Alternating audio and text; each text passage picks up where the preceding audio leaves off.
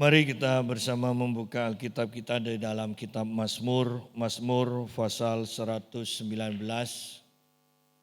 Mazmur 119 ayat 97 sampai ayat 105. 97 sampai 105.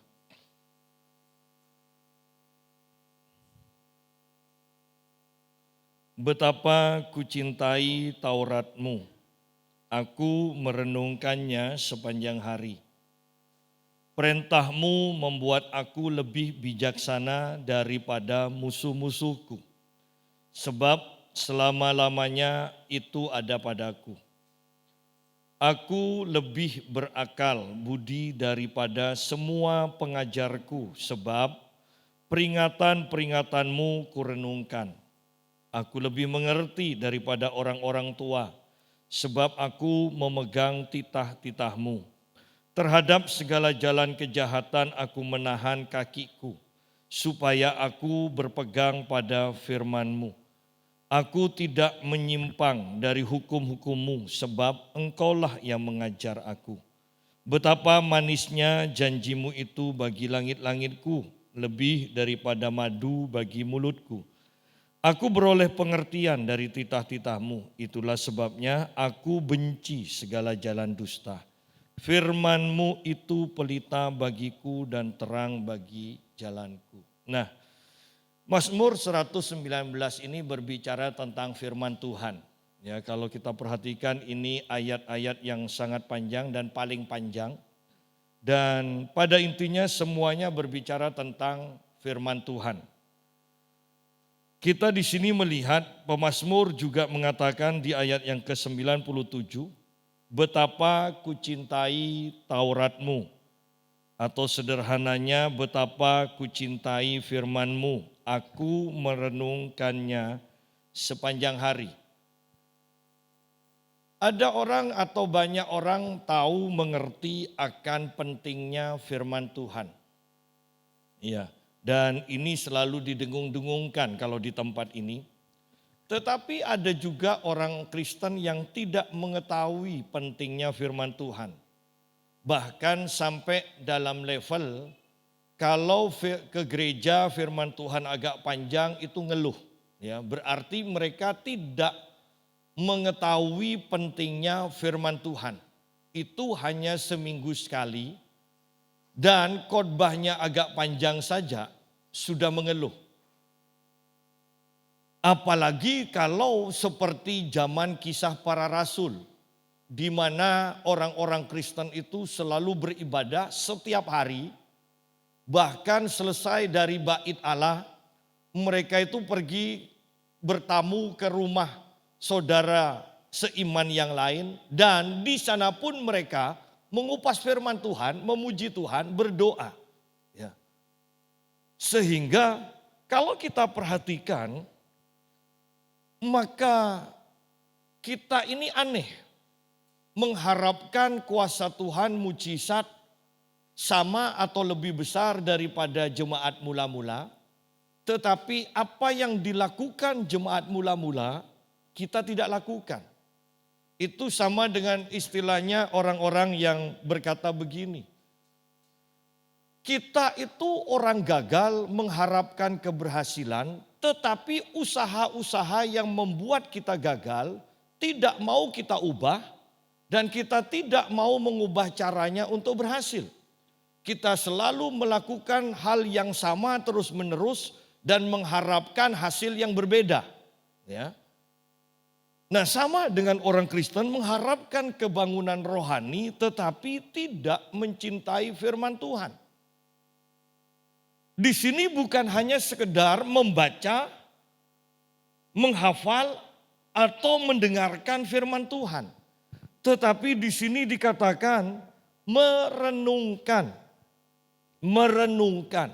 Bukan hanya 1 jam tetapi merenungkannya sepanjang hari. Ya, merenungkannya sepanjang hari. Jangan berkata pada saya, Pak Yusa, tidak mungkin itu terjadi, tidak mungkin itu bisa dilaksanakan. bayangkan kalau Anda mendengar anak Anda sakit di luar kota, di luar pulau atau di luar negeri dan Anda tidak bisa berkunjung. Maka sepanjang hari Anda mau kerja apapun, Anda akan kepikiran. Ya. Anda akan kepikiran. Bedanya kalau Anda kepikiran terus, Anda akan ikut sakit. Tetapi kalau Anda merenungkan firman Tuhan terus-menerus, merenungkan firman Tuhan terus-menerus, maka apa yang dikatakan firman Tuhan itu, itulah yang akan terjadi atau kita alami. Ya. Mengapa banyak orang Kristen tidak mengalami firman Tuhan? Karena mereka tidak merenungkannya sepanjang hari.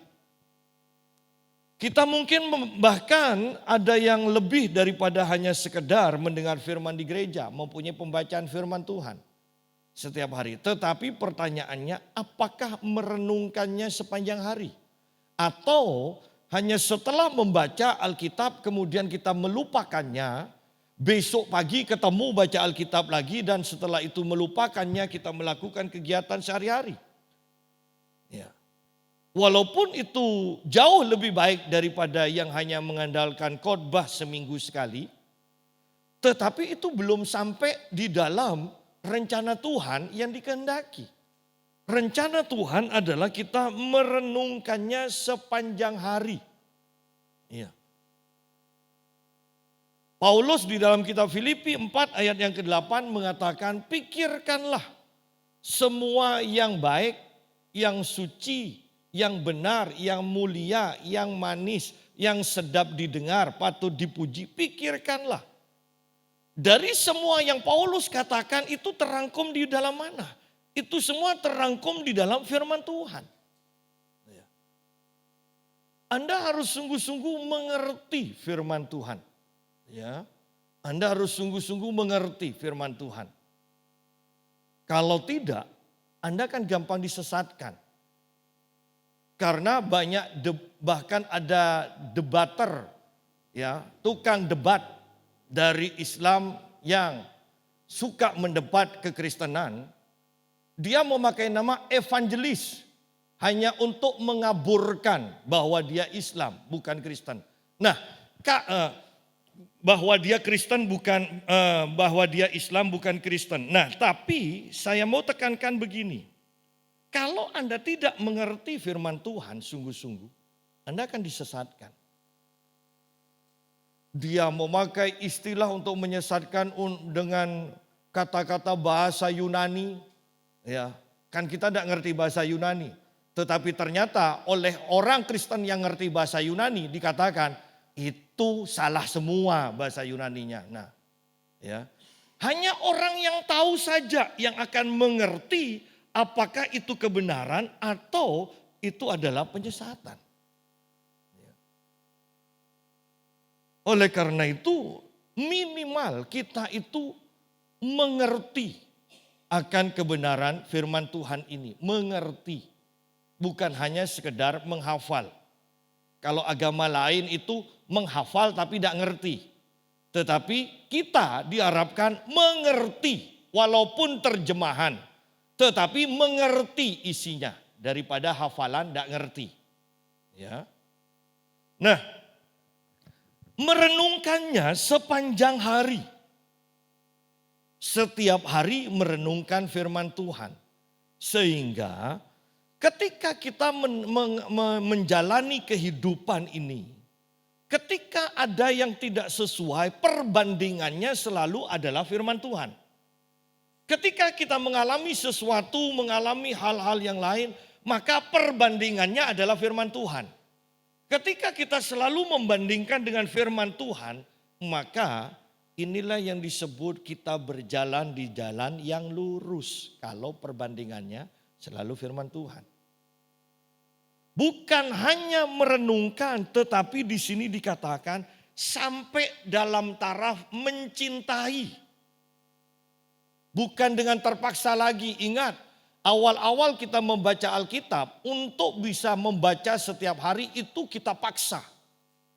Kita berkomitmen. Ya. Suka tidak suka kita baca. kita berjanji pada diri sendiri, pokoknya 2 pasal ya setiap hari.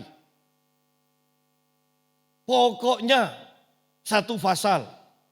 Yang terakhir yang minimal, pokoknya 1 perikop. Jangan sampai pokoknya 1 ayat. Ya, 1 perikop. Tidak masalah, tetapi perhatikan di sini bahwa awalnya kita harus berjanji pada diri sendiri. Dan belum tentu suka. Dan kadang kita baca sambil ngantuk-ngantuk dan ketiduran. Tetapi kalau Anda sudah sampai dalam taraf mencintai, Anda tidak usah didorong lagi. Anda akan begitu antusias untuk segera melakukannya. Ingat contoh yang sering saya katakan, kalau kita sudah cinta, kalau sudah hobi. Ya. Saya punya teman itu, saya perhatikan hidupnya ya, dulu kenalan orang Madura. Rumahnya kecil, jelek, tidak punya sepeda motor. Suruh beli sepeda motor, bilangnya tidak punya uang. Tapi di rumahnya itu banyak burungnya, harganya jutaan. Coba lihat, memangnya burung itu bisa kita naiki pergi ke Apollo? Ya kan? Malah itu kalau kita punya burung kita repot, mau kemana-mana tidak bisa. Iya kan? Tidak bisa kita sekeluarga misalnya ke Surabaya 3 hari, tidak bisa. Ya. Kalau anak masih bayi masih bisa dibawa. Tapi kalau burung kan tidak bisa kan. Kita kemana-mana kepikiran. Tetapi perhatikan, beli sepeda motor tidak bisa, padahal bisa nyicil kan. Tapi beli burung yang 7 juta, 10 juta bisa. Pakaiannya sobek-sobek, suruh beli pakaian tidak punya uang, tetapi beli burung yang jutaan bisa. Yang saya mau tekankan adalah ini. Ketika kita mencintai sesuatu, mencintai seseorang, maka seluruh hidup kita, seluruh milik kita akan ditumpahkan ke sana. Sehingga ketika kita sampai bahkan bukan hanya kucintai, bayangkan ayat ini. Betapa kucintai. Kata betapa. Itu bukan hanya sekedar cinta. Itu sangat. Itu sangat. Ya. Nah kalau kita sudah sampai dalam taraf betapa ku cintai firman-Mu. Saya mau katakan, saya mau tekankan bahwa kehidupan kita akan dipenuhi dengan demonstrasi kuasa Tuhan. Kita harus mencintai firman. Saya berkata pada istri saya begini. Coba perhatikan ya. Di dalam YouTube itu kalau yang sekarang kan banyak debat-debat. Dan kita bersyukur bangkitnya orang-orang Kristen yang luar biasa. Ya. Sehingga mereka bukan hanya ngeroh tetapi pinter. Dan itu kebenaran. Tetapi yang saya katakan pada istri saya begini, coba perhatikan. Yang debat itu ya, walaupun kalah ya dari pihak seberang tentunya. Walaupun kalah mereka tidak bertobat. Tetapi yang menyimak perdebatan ini justru banyak yang bertobat. Ya. Yang menyimak banyak yang bertobat. Yang berdebat sendiri tidak bertobat walaupun kalah.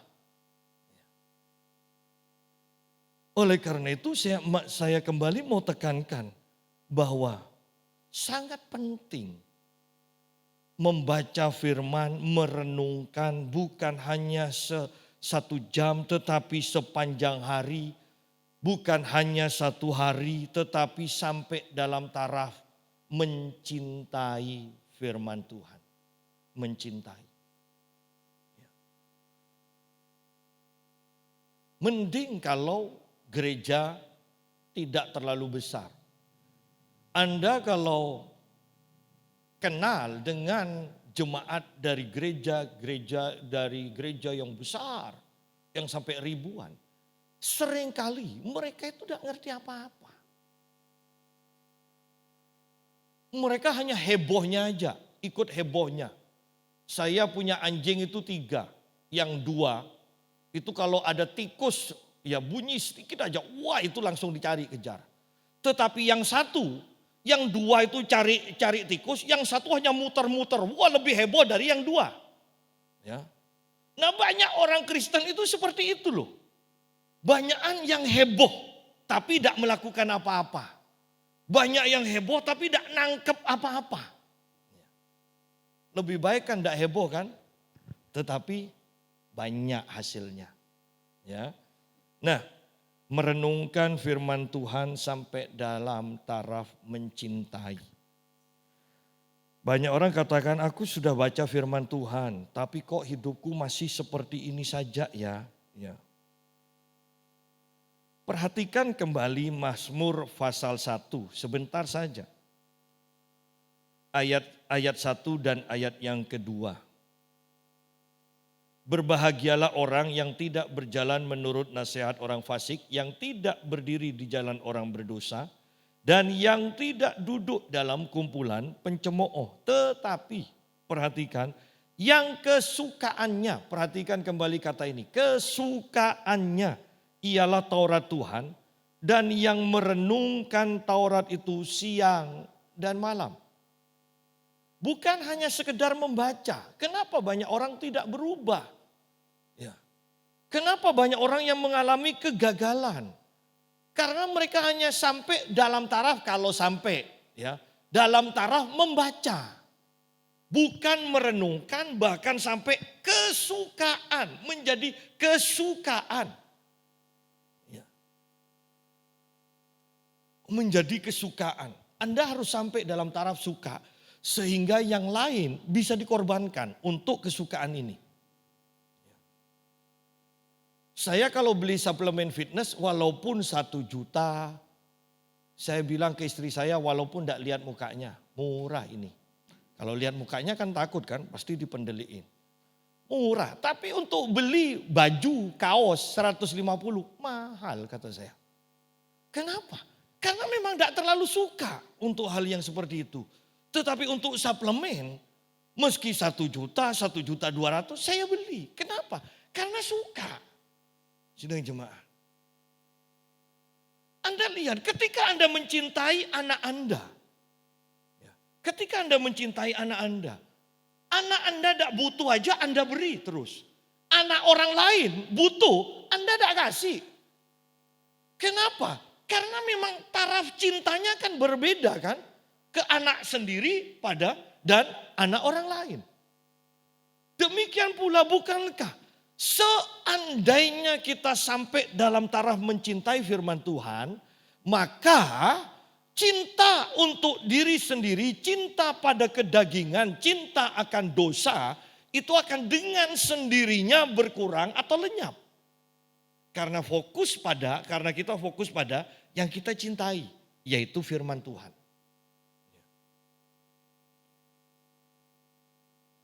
Dan firman Tuhan di sini sangat luar biasa hasil-hasilnya. Tetapi mari saya ajak dulu baca Mazmur 119 ayat 148.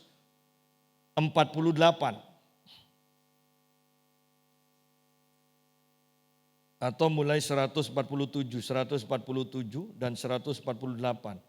Pagi-pagi buta aku bangun, pagi-pagi buta aku bangun dan berteriak minta tolong. Aku berharap kepada firman-Mu. Berarti kembali di sini firman. Doanya pun berlandaskan firman. Kita berdoa karena ada janji firman Tuhan. Ya. Aku bangun mendahului waktu jaga malam untuk merenungkan janji-Mu. Perhatikan, bukan hanya siang sepanjang hari, tetapi ini sudah meningkat lagi. Kalau di dalam Mazmur pasal yang pertama tadi, siang dan malam, ini bahkan di sini dikatakan dari pagi-pagi buta, kemudian pada waktu malam, mendahului waktu jaga malam. Sudah merenungkan firman Tuhan.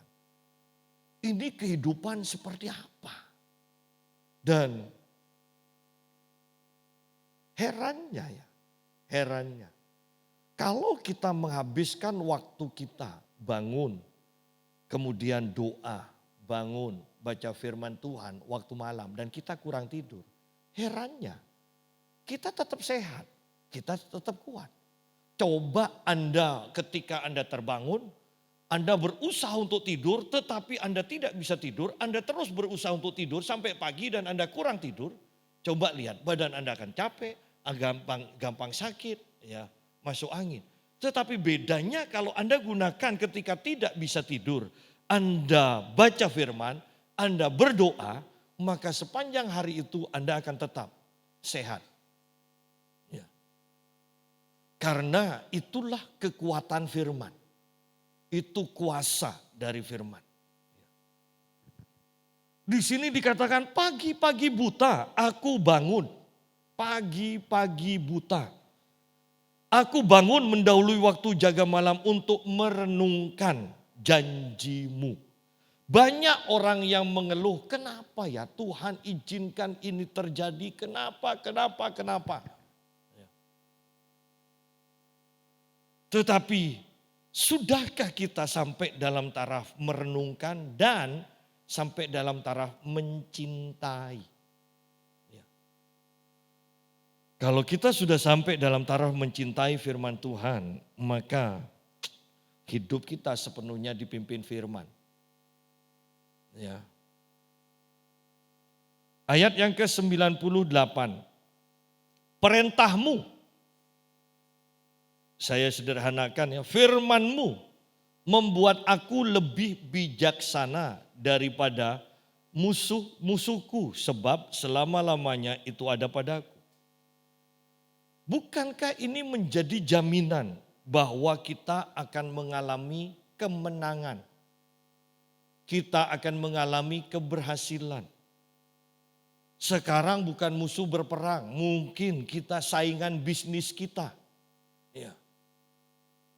Jangan remehkan firman Tuhan, karena ketika kita terbiasa merenungkan firman Tuhan, maka ide-ide kreatif dari Tuhan, apa yang tidak pernah dipikirkan manusia, Tuhan akan berikan pada kita. Rahasia-rahasia Tuhan akan diberitahukan kepada kita. Sehingga apa yang orang lain belum ketahui, kita sudah ketahui terlebih dahulu. Ini pentingnya. Perintahmu membuat aku lebih bijaksana daripada musuh-musuhku. Berarti tidak mungkin kalah dong. Mau perang beneran, mau persaingan bisnis, tidak mungkin kalah karena kita lebih bijaksana. Bukan karena kita mengejar titel dan sebagainya, tetapi di sini firman Tuhan. Firman Tuhan. Ya. Mungkin Anda meremehkan firman Tuhan. Wow, firman Tuhan tok kalau tidak belajar, tidak ambil S1, S2 ya dan sebagainya. Percayalah, firman Tuhan mempunyai kuasa untuk mengadakan apa yang tidak ada menjadi ada. Saya ketika baca ini, ya hanya firman Tuhan aja bisa membuat kita lebih bijaksana, lebih pandai. Tetapi saya melihat film seri, ya, film kerajaan, ya Cina itu, saya merasa lucu ujiannya itu, ujian negara biasanya untuk masuk ke menjadi pejabat itu dalam kerajaan itu hanya isinya syair-syair dari Konghucu, dari Lao dan pokoknya hanya syair-syair itu. Nah, kalau jabatan itu diberikan hanya karena mereka bisa menghafal seperti itu, betapa dahsyatnya firman Tuhan yang sering kali kita remehkan. Bahkan sering kali kita keluhkan terlalu panjang, kepanjangan, bikin ngantuk dan sebagainya. Ini firman Tuhan yang janjinya mengatakan engkau akan menjadi lebih bijaksana daripada musuh-musuhmu. Wow. Berarti kita akan menjadi orang yang berhasil, orang yang berkemenangan. Kita ingin menjadi orang yang berhasil, orang berkemenangan, tetapi tidak mau melakukan syarat-syaratnya. Lucu. Ya. Padahal mau minjem uang aja masih ada syarat-syaratnya. Ya kan? Ini mau berhasil, mau selalu berhasil. Bukan hanya sekedar berhasil. Selalu berhasil, ada syaratnya tidak mau dilakukan. Ya. 99, aku lebih berakal budi daripada semua pengajarku. Ya. Dari guru-gurunya. Sebab peringatan-peringatanmu kurenungkan. Ya. Direnungkan. Alkitab mengatakan bahwa murid itu cukup sama dengan gurunya. Tidak akan melampaui gurunya kalau murid. Tetapi luar biasanya kuasa firman itu melampaui pengetahuan. Para murid belajar untuk menambah pengetahuannya paling notok sama seperti gurunya. Ya, paling notok. Tetapi firman Tuhan mengatakan bahwa di sini dikatakan aku lebih berakal budi daripada semua pengajarku, semua guruku. Kenapa? Karena pemazmur ini merenungkan firman Tuhan. Loh, merenungkan firman Tuhan. Di Facebook itu ada seorang yang dulu seangkatan dengan saya hanya di SES, dia di STAS. Ya. Dia nulis di Facebook, ya banyak sekarang pengkhotbah yang hanya berdasarkan pengalaman. Selanjutnya teruskan, akhirnya mereka menghujat pengkhotbah-pengkhotbah yang berhasil. Padahal dia sendiri STH, mungkin bahkan master sekarang. Tetapi pelayanan tidak ada. Khotbah, dia tidak bisa mendirikan jemaat, dia tidak mimpin jemaat. Hanya ngandalkan kalau diundang pendeta yang dia hujat. Yang hanya ngandalkan pengalaman, hanya ngero, itu yang dikata-katakan. Tetapi dia sendiri ngandalkan diundang oleh orang yang hanya merenungkan firman Tuhan. Perhatikan bahwa tanpa kita merenungkan firman Tuhan, maka kita tidak akan bisa melampaui orang-orang yang sudah terlebih dahulu dari kita. Lihat, saya akan perluas ini, bukan hanya sekedar guru, tetapi yang sudah terlebih dahulu dari kita. Ingat, orang yang terlebih dahulu itu pasti akan menjadi yang lebih baik secara umum. Ya, air mineral ingat, dulu Aqua, apa air kok lebih, dulu kan lebih mahal nyocoknya dari bensin. Ya, mana bisa laku, akhirnya ternyata laku kemudian keluar. Orang kemudian total, le mineral sekarang. Tapi tetap orang katakan kalau beli air apa? Aqua. Mau beli le mineral, sepeda motor, mau beli Suzuki, mau Yamaha, orang taunya Honda. Nah, untuk melampaui yang lebih dahulu ini sukar loh. Murid untuk melampaui gurunya mustahil. Hanya ada satu yang bisa membuat kita bisa melampaui yang terlebih dahulu, yaitu firman Tuhan. Hanya firman Tuhan. Sayang kan bahwa hal ini diremehkan oleh banyak orang Kristen. Sayang. Coba kalau kita bekerja, walau ini penting. Sehari 8 jam. Bisa. Coba baca Alkitab sehari 8 jam. Mustahil kan? Bukan hanya tidak bisa, mustahil. Dari 8 jam kerja, coba tambahi lembur. Tambahi 3 jam lagi, bisa? Bisa. Lalu kenapa khusus Alkitab tidak bisa ditambah? Ya. Bahkan gereja-gereja sekarang aneh. Pujiannya ditambah, ya, firmannya dikurangi. pujiannya ditambah, firmannya dikurangi. Pengurangan itu akan bertambah pada pengurangan juga kok. Artinya begini, saya kalau sudah khotbah di luar kota, di mimbar ada tulisan 45 menit khotbah. Biasanya saya tidak sampai 40 menit itu sudah selesai dulu. Karena sepertinya dikejar-kejar. Ternyata ketika dikurangi. Anda coba, yang lama tidak ke gereja misalnya. Dari 1 minggu sekali Anda kurangi jadi 2 minggu sekali. Lama-lama Anda tidak akan ke gereja. Ketika Anda perhatikan, bahkan orang yang terlalu sibuk bekerja, jarang ketemu sama istrinya. Lama-lama kalau ketemu sama istrinya ingin cepat-cepat pergi lagi. Iya kan? Jangan remehkan ketika Anda mengurangi kegiatan-kegiatan yang seharusnya Anda pertahankan. Jangan remehkan. Itu akan membuat Anda terhilang sungguh-sungguh. Aku lebih berakal budi daripada semua pengajarku, sebab penyebabnya ini. Peringatan-peringatanmu, firmanmu itu aku renungkan. Kalau mau ditambah, sebab firmanmu itu aku renungkan sepanjang hari. Sehingga kita melampaui yang lebih dahulu daripada kita. Ayat 100. Aku lebih mengerti daripada orang-orang tua, sebab aku memegang titah-titahmu. Sidang jemaat, untuk mengalahkan pengalaman itu tidak mudah. Kalau orang yang lebih tua, bukankah yang diandalkan, yang dibanggakan itu adalah pengalamannya?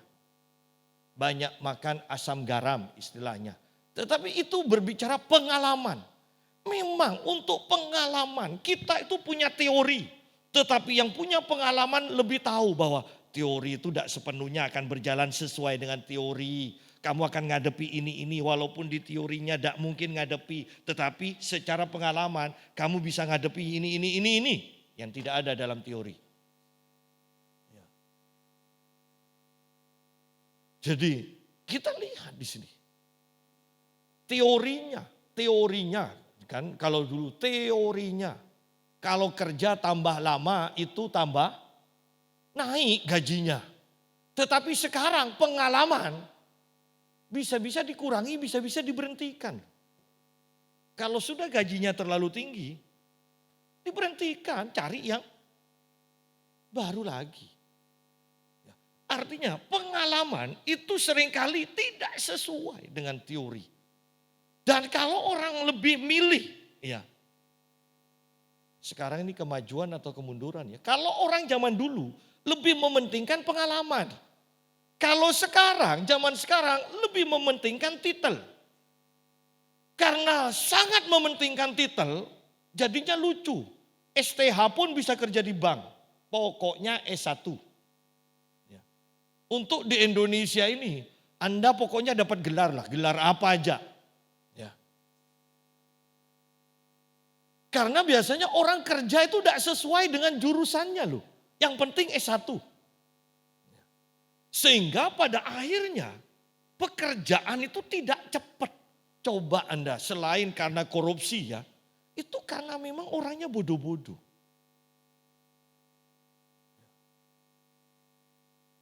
Bayangkan Anda bagian sekolah misalnya kejuruan. Tidak usah S1-nya. STM. Ya, STM.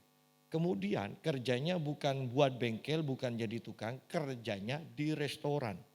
Saya minta tehnya jangan terlalu manis ya. Ya, tapi keluarnya tetap aja manis.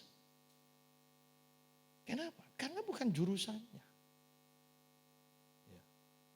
Bukan jurusannya.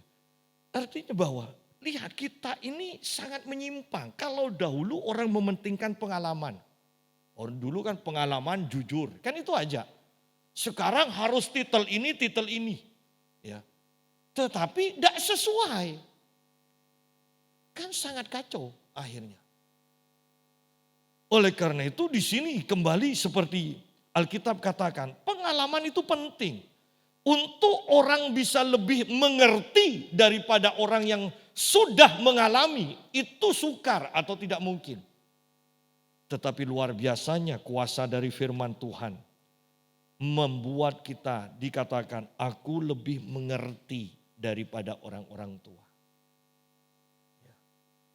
Lebih mengerti karena kebiasaannya untuk berpegang pada firman Tuhan. Apa yang mustahil ternyata dilakukan oleh kebiasaan merenungkan firman Tuhan. Itu sangat luar biasa. Ayat 101. Terhadap segala jalan kejahatan aku menahan kakiku supaya aku berpegang pada firman-Mu. Aku tidak menyimpang dari hukum-hukum-Mu, sebab Engkaulah yang mengajar aku. Nah, ayat 101 mengatakan bahwa dengan merenungkan firman Tuhan, kita itu bisa menahan kaki kita, menahan diri untuk tidak melakukan kejahatan. Akibat dari merenungkan firman Tuhan, kita bisa untuk menahan diri tidak melakukan kejahatan yang mungkin sudah mendorong atau ingin kita lakukan atau terpaksa akan kita lakukan. Ternyata pengekangnya hanya satu, yaitu firman Tuhan. Di dalam Mazmur 119 juga dikatakan begini.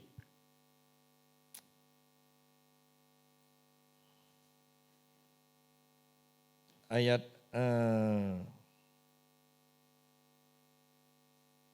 tunggu saya cari.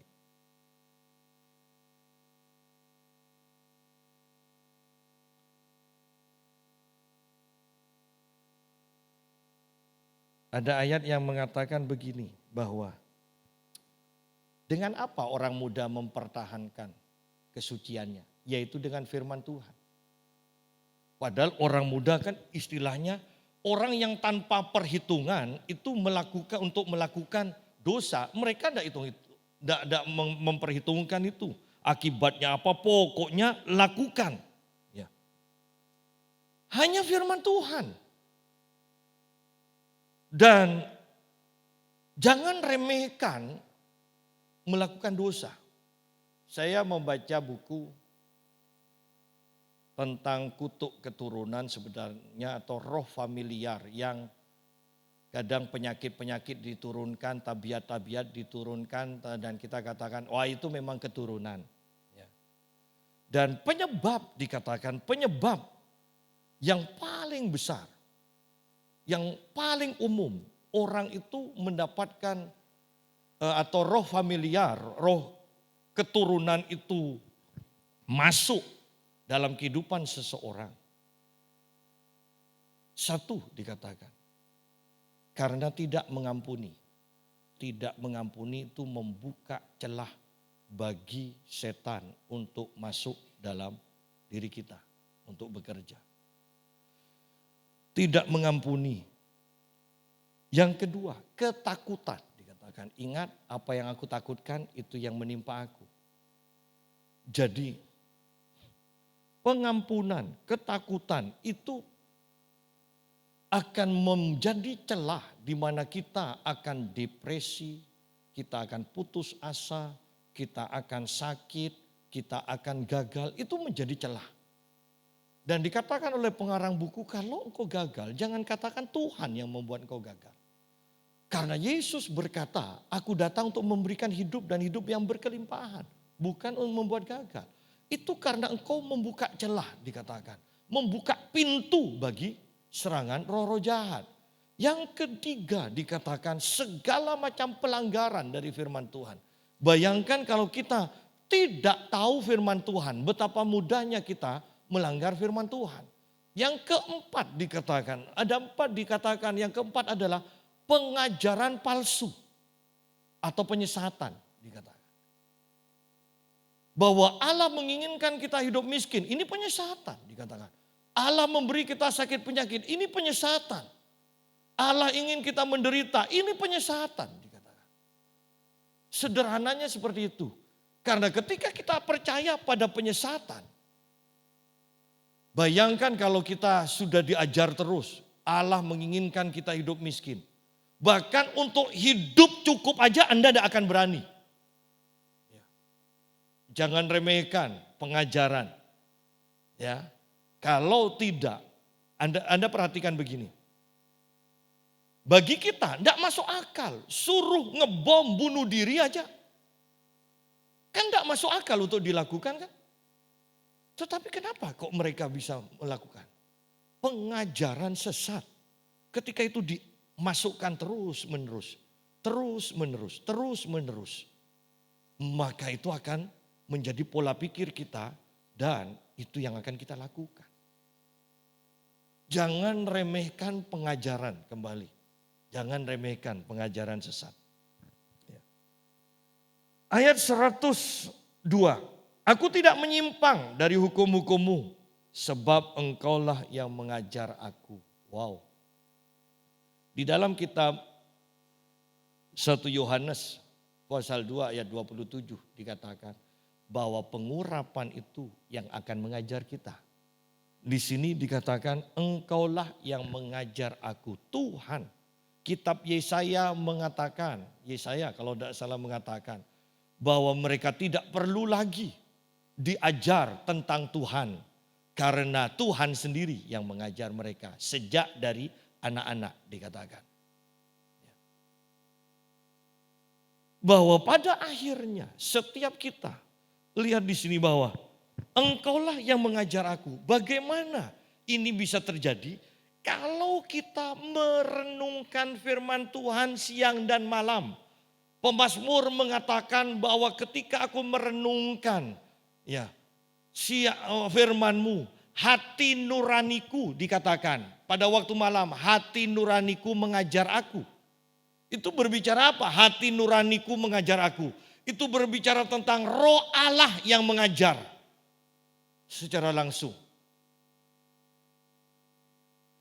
Jadi kita lihat di sini bahwa ketika kita merenungkan firman Tuhan siang dan malam, pada akhirnya bukan hanya pengkhotbah yang akan mengajar kita, tetapi Tuhan sendiri akan berbicara, Tuhan sendiri akan menjelaskan, Tuhan sendiri akan mengingatkan akan firman-Nya ini. Engkaulah yang mengajar aku.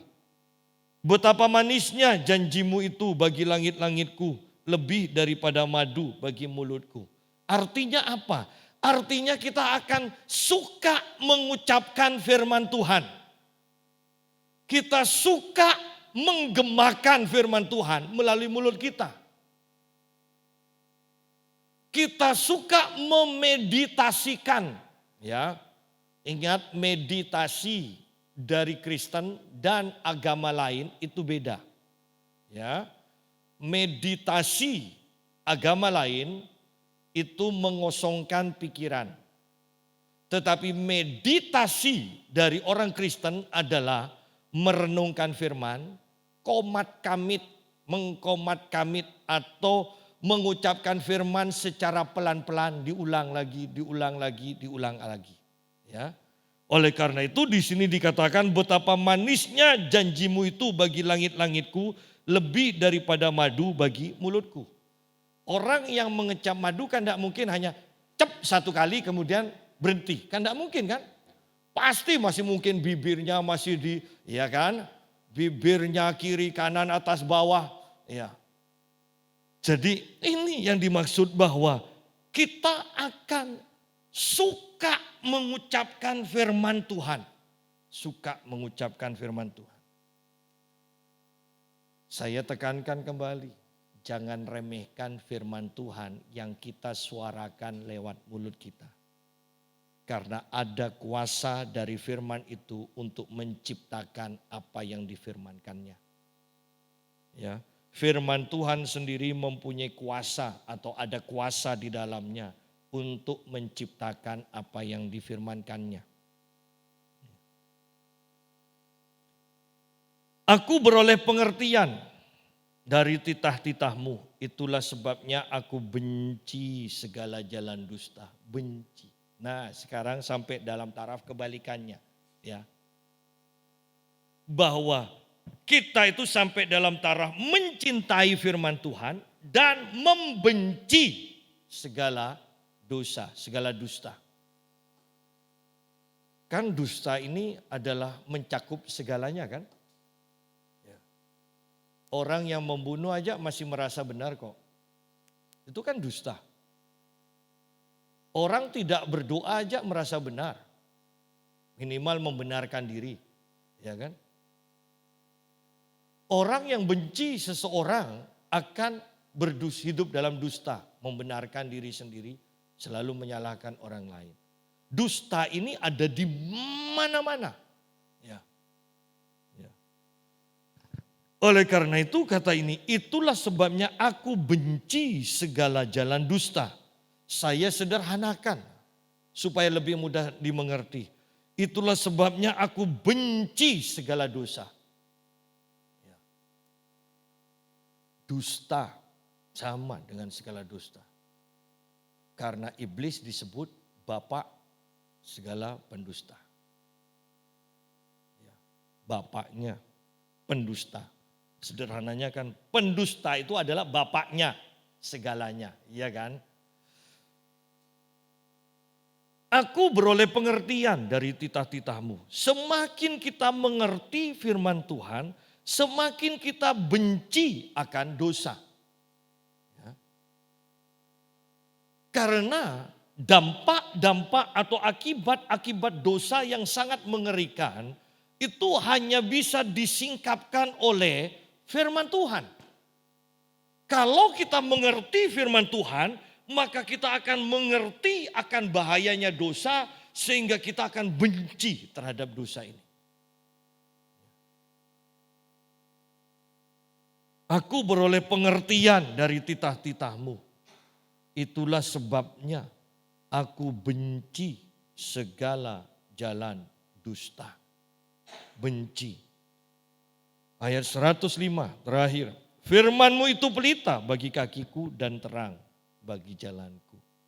Firman-Mu itu pelita bagi kakiku dan terang bagi jalanku. Kita tidak akan pernah berjalan di dalam kegelapan di mana kita mengalami kebingungan. Kita tidak tahu kemana kita akan pergi. Banyak orang kan sampai dalam taraf putus asa tidak tahu lagi apa yang harus dikerjakan. Ya kan? Tetapi firman Tuhan di sini dikatakan firman-Mu itu pelita bagi kakiku dan terang bagi jalanku. Anda tahu kan sepatu Aladin, ya kan, yang depannya agak muncung ke atas. Nah itu sebenarnya zaman dulu itu untuk menaruh pelita. Sehingga ketika Anda berjalan maka kaki Anda itu terang. Anda tidak, walaupun itu tidak bisa menjangkau jauh, tetapi yang pasti jalanmu tidak akan tersandung. Ya. Itu juga berbicara tentang mengandalkan firman Tuhan setiap hari, setiap langkah. Bukan langsung setahun sekali, tidak. Ya. Setiap langkah mengandalkan firman Tuhan. Firman-Mu itu pelita bagi kakiku dan terang bagi jalanku. Kita bisa mengarahkan langkah kita dengan benar. Tidak tersandung, tidak terbentur, tidak bingung, tidak takut. Karena ada terang di dalam kehidupan kita.